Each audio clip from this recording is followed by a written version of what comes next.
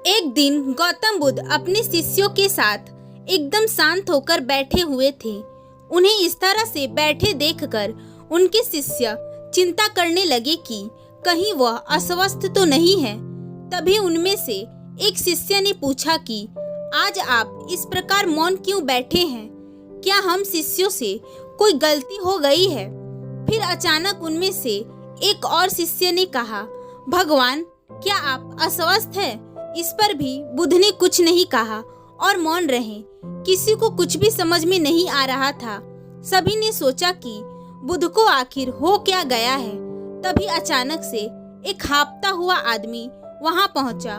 उसको बुद्ध के पास पहुंचने से पहले उनके शिष्यों ने उसे रोक लिया।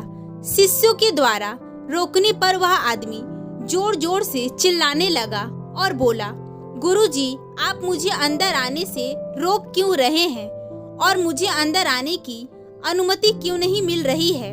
एक शिष्य ने कहा, हम तुम्हें गुरुजी की आज्ञा के बिना अंदर आने की अनुमति नहीं दे सकते।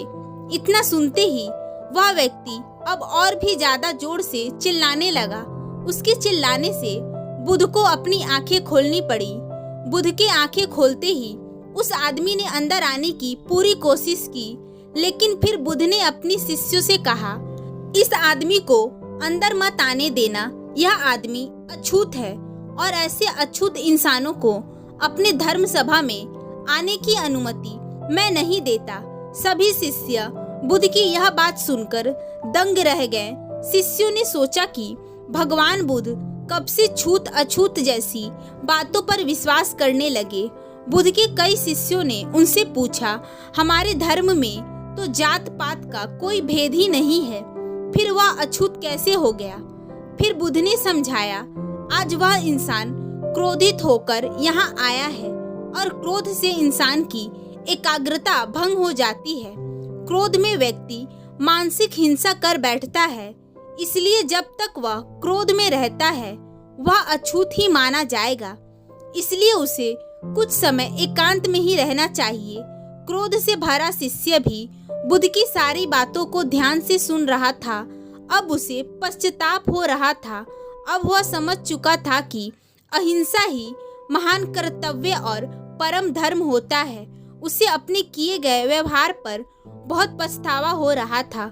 वह बुद्ध के चरणों में जा गिरा और आगे से क्रोध न करने की शपथ ली। बुद्ध का यही मतलब था कि क्रोध में आदमी अनर्थ कर देता है, ऐसा कुछ कर देता है जो उसे नहीं करना चाहिए। हालांकि बाद में उसे अपने किए पर पछतावा होता है।